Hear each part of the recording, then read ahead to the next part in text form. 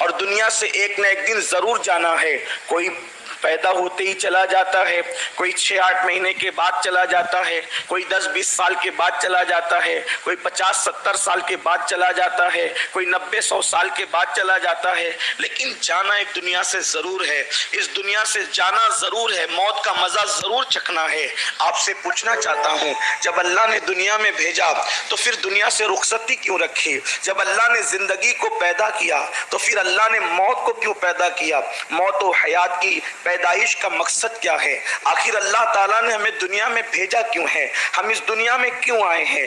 اس فانی دنیا کے اندر آنے کا مقصد کیا ہے؟ اور پھر لوٹ کر جانا بھی ہے. اسی لیے جب کوئی مرتا ہے تو ہم لوگ پڑھتے ہیں انا للہ و انا الیہ راجعون, کہ ہم اللہ کے لیے ہیں اور اسی کی طرف ہمیں لوٹ کر کے جانا ہے. آپ اندازہ فرمائیں کہ زندگی اور موت کے درمیان کیا چیز ہے اور ہمیں کیوں پیدا کیا گیا ہے. تو قرآن مقدس اس مقصد کو بہت واضح لفظوں میں بیان کرتا ہے کہ زندگی اور موت کی پیدائش کا مقصد کیا ہے. قرآن کہتا ہے الذی خلق الموت والحیات لیبلوکم ایکم احسن عملا, کہ ہم نے موت اور زندگی کو اس لیے پیدا کیا تاکہ ہم تمہارا امتحان لیں, تاکہ ہم تمہیں آزمائیں. کیا آزمائیں؟ کون تھوڑی سی زندگی کو پا کر اچھا عمل کرتا ہے. اس دنیا کے اندر آنے کا مقصد صرف اور صرف اچھا عمل ہے. اس دنیا کے اندر اچھا عمل کرنے کے لیے آئے ہیں. آپ سے میں پوچھنا چاہتا ہوں, اس سے پتا چلا کہ انسان اس دنیا کے اندر امتحان گاہ میں ہے. یہ دنیا کھیل کود کی جگہ نہیں, یہ دنیا ناچ گانوں کی جگہ نہیں, یہ دنیا عیش مستی کی جگہ نہیں, یہ دنیا ہمیشہ رہنے کی جگہ نہیں, بلکہ اس دنیا کے اندر گویا کہ ہم ایک امتحان ہال کے اندر بھیجے گئے ہیں. اور امتحان ہال کے اندر جب کوئی بیٹھتا ہے یا کوئی رہتا ہے, شریر سے شریر بچہ بھی یا شریر سے شریر انسان بھی اگر امتحان ہال میں موجود ہو تو آپ بتائیں کیا وہ گیم کھیل سکتا ہے؟ کیا وہ ناچ سکتا ہے؟ کیا وہ ہنسی مذاق کر سکتا ہے؟ کیا وہ کسی کے ساتھ دل لگی کر سکتا ہے؟ اور اگر اس نے ایسا کیا تو آپ اندازہ کریں کہ وہ کیسا ناکام ہوگا, کتنی بدترین ناکامی اس کے پلے میں آئے گی. میرے پیارے آقا صلی اللہ علیہ وآلہ وسلم کے پیارے دیوانوں, جب ہمیں یہ معلوم ہے کہ اس دنیا کے اندر اس لیے آئے ہیں کہ ہم اچھا عمل کریں, اب آپ مجھے بتائیں ہماری زندگی کے اندر ہم کر کیا رہے ہیں؟ کون کیا کر رہا ہے؟ اگر یہ کہا جائے کہ یہ ایسا کر رہا ہے, وہ ویسا کر رہا ہے, وہ ویسا کر رہا ہے, یہ بات بہت مناسب معلوم نہیں ہوتی, بلکہ ہر انسان اپنے آپ کو بہتر جانتا ہے کہ میں کیا کر رہا ہوں. انسان اپنے آپ کو بہتر جانتا ہے, اپنی تنہائیوں کو بہتر جانتا ہے, انسان اپنے آپ کو بہتر جانتا ہے, انسان اپنی راتوں کو بہتر جانتا ہے, انسان اپنے دن کو بہتر جانتا ہے کہ وہ کر کیا رہا ہے. اللہ اکبر, جس دنیا کے اندر اچھے عمل کے لیے آئے تھے آج ہم کتنے اچھے عمل کر رہے ہیں, بلکہ حالات تو یہ ہیں آئے تھے اچھا عمل کر کے اپنی آخرت کی تیاری کرنے کے لیے, اور ہم جتنے برے عمل کر رہے ہیں وہ سب ہماری نگاہوں کے سامنے ہے. میرے پیارے آقا صلی اللہ علیہ وآلہ وسلم کے پیارے دیوانوں, کتنی آسانی کے ساتھ لوگ کہتے ہیں مولانا نماز کے لیے ٹائم نہیں ملتا, نماز کے لیے وقت نہیں ملتا. آپ سے پوچھتا ہوں وہ نماز جو افضل العبادات ہیں, وہ نماز اللہ اکبر پورے قرآن میں کم و بیش اللہ نے جس کا حکم 700 مرتبہ عطا فرمایا ہے, کم و بیش 700 مرتبہ. کسی عبادت کا حکم ایک جگہ, کسی عبادت کا حکم 2 جگہ, کسی عبادت کا حکم 3 جگہ, لیکن نماز کیسی عبادت ہے اللہ نے کم و بیش 700 مرتبہ اس کا ذکر فرمایا. کہیں پر نماز قائم کرنے کا حکم ہے, کہیں پر نماز کے قیام کا حکم ہے, کہیں پر خشیت کے ساتھ نماز ادا کرنے کا حکم ہے, کہیں پر من کو پاک کر کے نماز قائم کرنے کا حکم ہے, الگ الگ مقامات پر.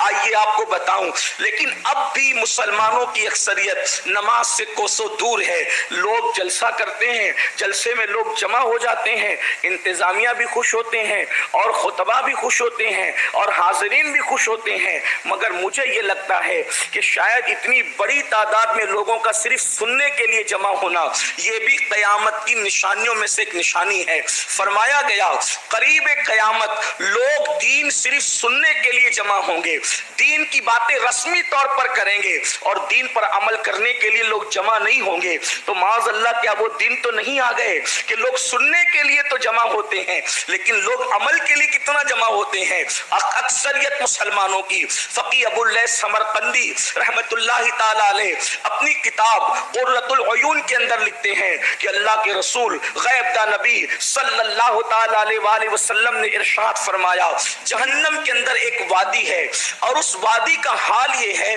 کہ ایک دن میں جہنم اس سے 5 مرتبہ پناہ مانگتا ہے. جہنم بھی اس وادی سے ایک دن میں 5 مرتبہ پناہ مانگتا ہے. آپ غور فرمائیں آخر وہ جہنم کی وادی کیسے ہوگی جس سے جہنم خود بھی پناہ مانگے اور ایک مرتبہ نہیں بلکہ 5 مرتبہ پناہ مانگتا ہے جہنم. اور اللہ کے حبیب سچے نبی صلی اللہ علیہ وآلہ وسلم نے فرمایا اور اس کا حال یہ ہے کہ اس کے اندر اگر پہاڑوں کو ڈال دیا جائے تو پہاڑ بھی پگھل جائیں, یعنی اس میں پہاڑ بھی پگھل جائیں گے. اللہ اکبر, پہاڑ جس کے اندر پگھل جائیں اس جہنم کی وادی کا ذکر جب اللہ کے حبیب غیب دا نبی صلی اللہ علیہ وآلہ وسلم نے فرمایا تو صحابہ کرام نے عرض کیا یا رسول اللہ صلی اللہ علیہ وآلہ وسلم ہمارے ماں باپ آپ پر قربان, میرے آقا یہ بتائیں کہ اس جہنم کی وادی کے اندر جس سے جہنم بھی ایک دن میں 5 مرتبہ پناہ مانگتا ہے اور اس میں پہاڑ بھی پگھل جائیں گے, اس وادی کے اندر کس کو داخل کیا جائے گا؟ تو غیب دا نبی صلی اللہ علیہ وآلہ وسلم فرماتے ہیں اس وادی کے اندر 2 لوگوں کو داخل کیا جائے گا جہنم کے اس طبقے میں, کیونکہ جہنم کے طبقات الگ الگ ہیں. تو جہنم کے اس طبقے میں جس میں پہاڑوں نے بھی پگھلنا ہے, جس سے جہنم بھی ایک دن میں 5 مرتبہ پناہ مانگتا ہے, اس میں 2 لوگوں کو داخل کیا جائے گا. ایک وہ جو نماز کو ترک کرتا ہے اور دوسرا وہ جو حرام لقمہ کھاتا ہے, اس کو اس وادی کے اندر داخل کیا جائے گا. اب آپ سے پوچھتا ہوں 10 منٹ لگتے ہیں فجر کی نماز کے لیے, 10-15 منٹ لگتے ہیں ظہر کی نماز کے لیے, 5 سے 7 منٹ لگتے ہیں عصر کی نماز کے لیے, 10 منٹ لگتے ہیں مغرب کی نماز کے لیے, 15-20 منٹ لگتے ہیں عشاء کی نماز کے لیے. آپ سے پوچھتا ہوں اگر ہم لوگ 10 منٹ کا وقت اللہ کے لیے نکالیں تو ہم کتنے بڑے عذاب سے بچ سکتے ہیں, اور اگر ہم نہیں نکال سکتے وقت تو پھر اللہ کے حبیب جس کے کہنے پر اللہ کو ایک مانا, جس کے کہنے پر قرآن کو اللہ کی کتاب مانا, جس کے کہنے پر آخرت کو مانا, جس کے کہنے پر انبیاء کو مانا, جس کے کہنے پر حشر و نشر کو مانا, وہی رسول تو فرما رہے ہیں کہ بے نمازی کو جہنم کے اس طبقے میں رکھا جائے گا جس سے جہنم بھی دن میں 5 بار پناہ مانگتا ہے اور پہاڑ اس کے اندر پگھل جائیں گے. اپنی قوم کے جوانوں سے پوچھتا ہوں کیا ہمارے اندر پہاڑوں سے زیادہ طاقت ہے؟ کیا ہمارے اندر پہاڑوں سے زیادہ قوت ہے کہ ہم اللہ اکبر خدا کے اس عذاب کو برداشت کر سکتے ہیں؟ نہیں نہیں میرے پیارے آقا صلی اللہ علیہ وآلہ وسلم کے پیارے دیوانوں, جہاں پر پیتا پانی ہو رہا ہوگا, جہاں پر اللہ اکبر, بلکہ میں تو یہ کہتا ہوں اگر اللہ صرف ہمیں گرم پانی کے عذاب سے بھی ڈراتا تو بھی انسان کو نیک عمل کرنے کی ضرورت تھی, اس لیے کہ اپنے گھر کے چولہے پر ہم پانی گرم کرتے ہیں اور پانی زیادہ گرم ہو جائے تو ہم اس کی گرمی کو برداشت نہیں کر سکتے.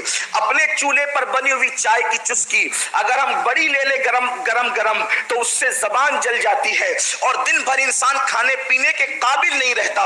حیرت کی بات تو یہ ہے انسان گرم چائے سے تو احتیاط کر رہا ہے, انسان گرم پانی کو بدن پہ ڈالنے سے تو ڈر رہا ہے, لیکن وہ جہنم کا دردناک عذاب جو بے نمازی اور حرام کھانے والوں کے لیے تیار کیا گیا ہے, آخر اس سے بچنے کی کیا تیاری ہے, اس سے بچنے کے لیے کیا اہتمام ہے؟ اللہ اکبر, کس قدر نادانی ہے. یاد رکھنا اللہ رب العزت کا عذاب دنیا کی کوئی طاقت برداشت نہیں کر سکتی. میرے پیارے آقا علیہ السلام کے پیارے دیوانوں, اور حال یہ لوگوں کا, لوگ کہتے ہیں ارے مولانا اللہ کریم ہے, وہ اپنے بندوں کو بخش دے گا, وہ بڑا مہربان ہے, وہ اپنے بندوں کو بخش دے گا.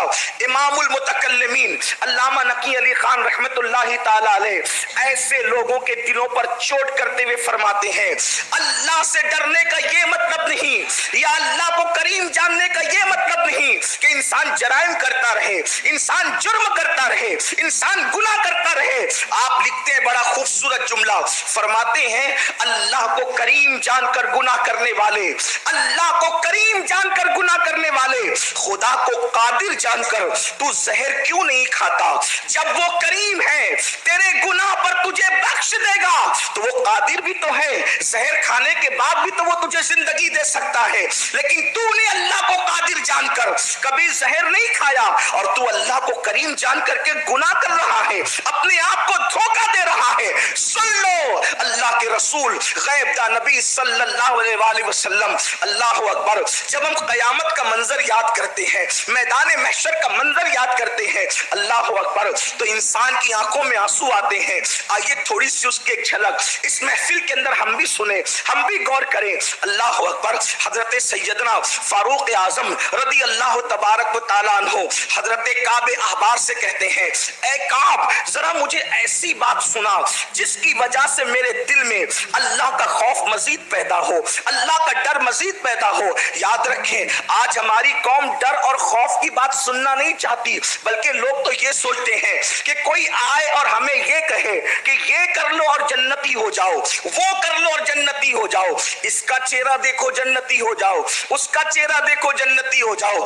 बड़ी माजरत के साथ उड़न वालों, जिनके चेहरे दिखा करके हम जन्नत तकसीम कर रहे हैं, क्या उनके खात्मे पे, ईमान पे खात्मे की भी कोई गारंटी हमारे पास है? अल्लाह अकबर। मेरे अल्लाह की खुफिया तदबीर, अल्लाह अकबर। अगर वो चाहे तो बड़े बड़े आबिदों का ईमान छीन लेता है, अगर वो चाहे तो बड़े बड़े जाहिदों का ईमान छीन लेता है। बेशुमार ऐसे लोग तारीख में मौजूद हैं कि उन्होंने कारनामे बड़े बड़े किए, लेकिन जब मौत आई तो ईमान पर खातिमा ना हो सका। मेरे प्यारे आका सल्लल्लाहु अलैहि वसल्लम के प्यारे दीवानों, मुख्तार सकफी का नाम कौन नहीं जानता?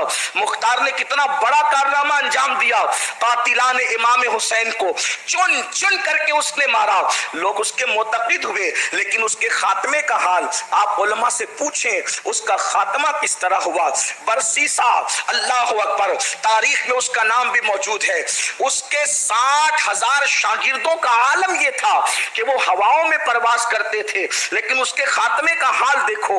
अल्लाह अकबर। मेरे प्यारे आका सल्लल्लाहु अलैहि वसल्लम के प्यारे दीवानों, जब तक इंसान के दोनों पैर जन्नत में दाखिल नहीं हो जाते, उस वक्त तक इंसान को खुश होने का और चैन की सांस लेने का कोई हक नहीं है। अल्लाह अकबर। सैयदना फारूक आजम जैसी हस्ती, वो उमर इब्ने खत्ताब रज़ी अल्लाह तआला अन्हु, जिनके बारे में आका फरमाते हैं अपनी महफिल को उमर के नाम से जीनत दिया करो। वो उमर इब्ने खत्ताब जिसका जिक्र तौरात में है, इंजील में है, जिसका जिक्र कुरान में है, वो उमर इब्ने खत्ताब जिसकी जबान से हक जारी होता है, वो उमर इब्ने खत्ताब जिसको देखकर शैतान रास्ता बदल देता है, वो उमर इब्ने खत्ताब। फरमाया कि मेरे बाद अगर कोई नबी होता वो उमर इब्ने खत्ताब होते। ला नबी आबादी, मगर हुजूर अलैहिस्सलाम फरमाते हैं मेरे बाद कोई नबी नहीं। वो फारूक आजम एक ताबई जो आसमानी किताबों के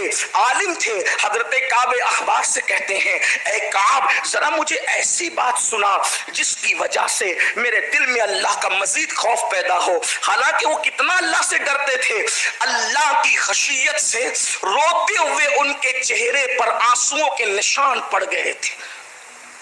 अल्लाह के खौफ से रोते रोते आंसुओं के निशान चेहरे पे जिसके पड़ जाए, जिसको मेरे आका सादिक व मसदूक ने जन्नत की बशारत अता फरमाई, जिसे अल्लाह के रसूल ने जन्नत की बशारत दी, वो उमर इब्ने खत्ताब। मेरे इमाम कहते हैं वो उमर जिसके आदा पे शैदा सकर, उस खुदा दोस्त हजरत पे लाखों सलाम। वो फारूक आजम काबे अहबार से कहते, काब मुझे ऐसी बात सुना जिससे मेरे दिल में अल्लाह का मजीद डर पैदा हो। तो काबे अहबार बयान करते हैं, अमीरुल मोमिनीन, मैंने साबिका आसमानी कुतुब में देखा कि जब क़यामत के दिन जहन्नम को लाया जाएगा, जब क़यामत के दिन जहन्नम को लाया जाएगा, اس کے منہ کے اندر 70,000 لگامیں ڈال کر اس کو فرشتے کھینچ کر کے میدان محشر میں لائیں گے.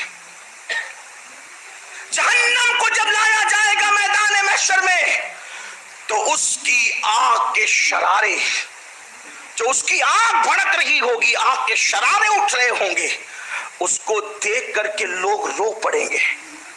اور جب لوگ رو پڑیں گے تو اس وقت انبیاء کرام کی شان یہ ہوگی، انبیاء کرام کی، معصومین کی. اور معصومین میں بھی ان کا ذکر کیا جناب کعب نے کہ مسجد بنانے کی بات نہیں، بلکہ جس نے کعبۃ اللہ بنایا اس خلیل اللہ کا ذکر کیا، جس نے اپنے بیٹے کی گردن پر اللہ کی محبت میں چھری رکھ دی اس ابراہیم خلیل اللہ کا ذکر کیا. وہ موسیٰ کلیم، حضرت موسیٰ کلیم اللہ جو طور پر جا کر خدا سے کلام کرنے کا شرف حاصل کرتے ہیں، ان کا ذکر کیا. حضرت کعب کہتے ہیں جس کا مفہوم یہ ہے امیر المومنین جب جہنم کو کھینچ کر کے لایا جائے گا اور میدان محشر رو پڑے گا، اس وقت انبیاء کرام کی شان یہ ہوگی کہ حضرت موسیٰ علیہ السلام اللہ کی بارگاہ میں عرض کریں گے مولا آج موسیٰ اپنے لیے امان چاہتا ہے اور آج موسیٰ کسی کے لیے کچھ نہیں چاہتا. اللہ اکبر. کون کہہ رہا ہے یہ؟ اور یاد رکھنا یہ انبیاء کی تنقیص نہیں ہے، یہ انبیاء کی بے ادبی نہیں ہے، بلکہ جو اللہ سے جتنا قریب ہوتا ہے وہ اتنا زیادہ اللہ سے ڈرتا ہے. وہ جو جتنا اللہ کا مقرب ہوتا ہے اتنا زیادہ اللہ سے ڈرتا ہے. حضرت کعب کہتے ہیں امیر المومنین موسیٰ کلیم اللہ کہیں گے مولا آج کلیم اپنے لیے امان مانگتا ہے. کون کلیم؟ جس کے بارے میں قرآن کہتا ہے من جانب الطور الایمن وقربناہ نجیا، جس موسیٰ کو طور کے دائیں جانب بلایا جاتا تھا کہ موسیٰ آ تاکہ تجھ سے پیار سے سرگوشی کریں، تجھ سے کلام کریں. حضرت موسیٰ کلیم کہیں گے مولا آج مجھے امان دے دے، آج میں کسی کے لیے کچھ نہیں مانگتا. حضرت کعب کہتے ہیں امیر المومنین سیدنا ابراہیم خلیل اللہ کہیں گے اے اللہ آج ابراہیم اپنے لیے امان چاہتا ہے، آج میں کسی کے لیے کچھ نہیں چاہتا. اللہ اکبر. حضرت عیسیٰ کلمت اللہ روح اللہ جو کنواری بتول مریم سے بن باپ کے پیدا کیے گئے، اللہ اکبر، وہ حضرت عیسیٰ یہاں تک فرمائیں گے مولا آج عیسیٰ کو امان عطا کر دے، آج عیسیٰ کسی کے لیے کچھ نہیں، حتیٰ کہ میں اپنی ماں کے لیے بھی آج کچھ طلب نہیں کرتا، آج تو مجھے اپنے لیے امان دے دے. آپ سے پوچھنا چاہتا ہوں انبیاء کی یہ شان ہوگی اور جبریل امین اور ملائکہ کی اس دن کیا شان ہوگی؟ تو قرآن کہتا ہے یوم یقوم الروح والملائکہ صفا لا یتکلمون الا من اذن.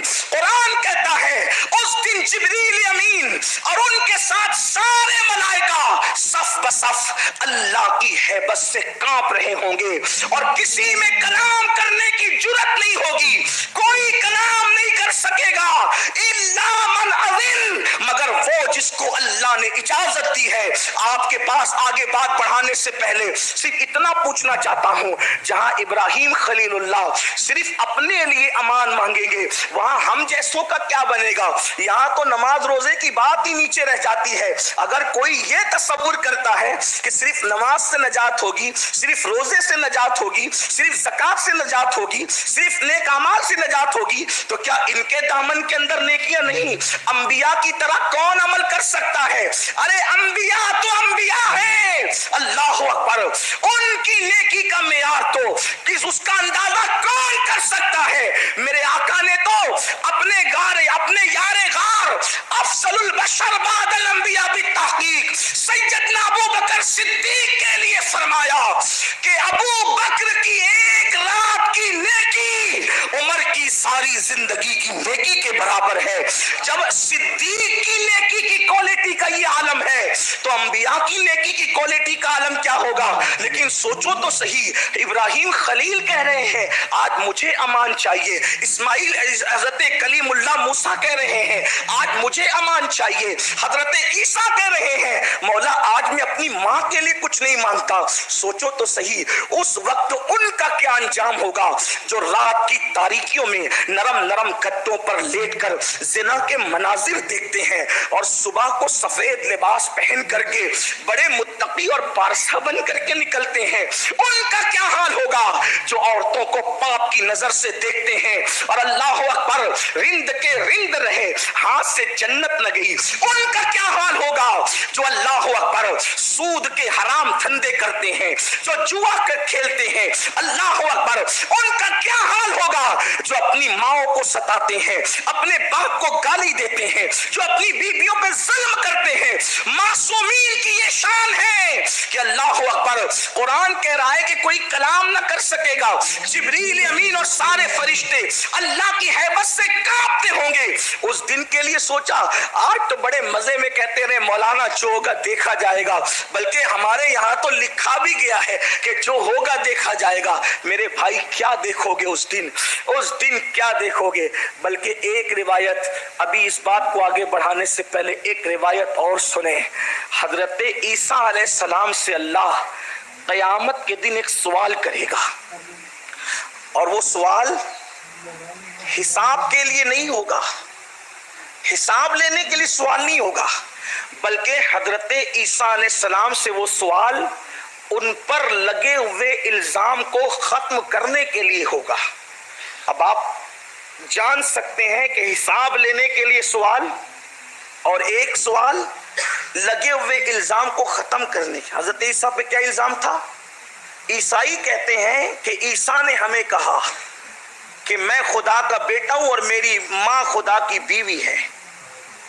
تو اللہ تبارک و تعالیٰ ان کا جھوٹ قیامت کے دن ثابت کرنے کے لیے اور ان کو رسوا کرنے کے لیے اور حضرت عیسیٰ کی برات کے لیے اللہ پوچھے گا عیسیٰ کیا تم نے اپنی قوم کو یہ کہا تھا کہ میرے بعد تم خدا بنا لینا مجھے, میرے بعد تم میری عبادت کرنا, تم نے یہ کہا تھا؟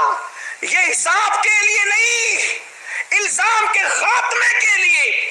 اور الزام کے خاتمے کے لیے شخصیت سے سوال کرنا یہ امتحان نہیں ہے بلکہ ان کی عظمت کا اظہار ہے. لیکن پھر بھی مفسرین لکھتے ہیں جب اللہ ان سے یہ سوال کرے گا تو حضرت عیسیٰ پر اللہ کی اتنی خشیت طاری ہوگی, اتنا خوف طاری ہوگا کہ آپ کے بال بال سے خون کی پھواریں نکلنے لگے گی.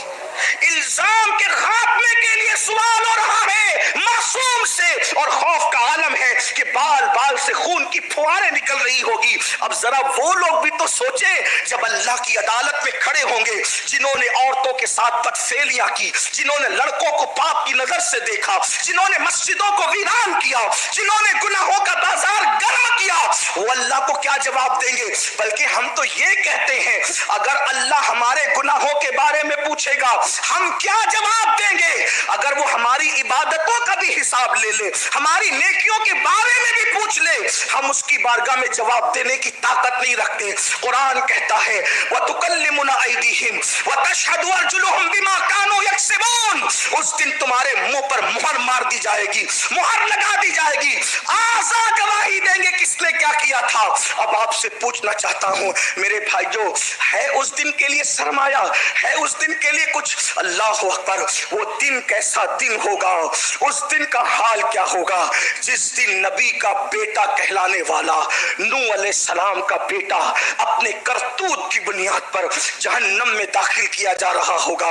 اللہ اکبر, جس دن حضرت لوط علیہ السلام کی ایک بیوی جہنم میں داخل کی جا رہی ہوگی, جس دن نبی کا سگا چچا, اللہ اکبر, وہ بھی کیسے نبی, حضرت ابراہیم جیسے نبی کا سگا چچا جسے دنیا آزر کہتی ہے, وہ بچھو کی شکل میں جہنم میں داخل کیا جا رہا ہوگا. ذرا اندازہ تو کریں اس دن کے لیے کیا تیاری کی ہے. لیکن قرآن ہمیں ہمت بندھاتا ہے. یہ سب خشیت کی بات تو اپنی جگہ. الا من اذن قرآن کہتا ہے مگر اللہ جس کو اذن دے گا. اب یہاں ایک بات اور عرض کر دی جائے پھر گفتگو آگے بڑھے. جہاں حضرت موسیٰ جیسے صرف اپنے لیے امان مانگیں گے, جہاں پر ابراہیم علیہ السلام جیسی ہستی صرف اپنے لیے امان مانگیں گے, جہاں عیسیٰ علیہ السلام جیسی ہستی اپنے لیے امان مانگیں گے, اس دن ایک ہستی ایسی بھی ہوگی جو سر کو سجدے میں رکھ کر اپنے لیے کچھ نہیں مانگے گی اور اس کو کلام کرنے کا اللہ اذن دے گا. اور وہ کون ہستی ہے؟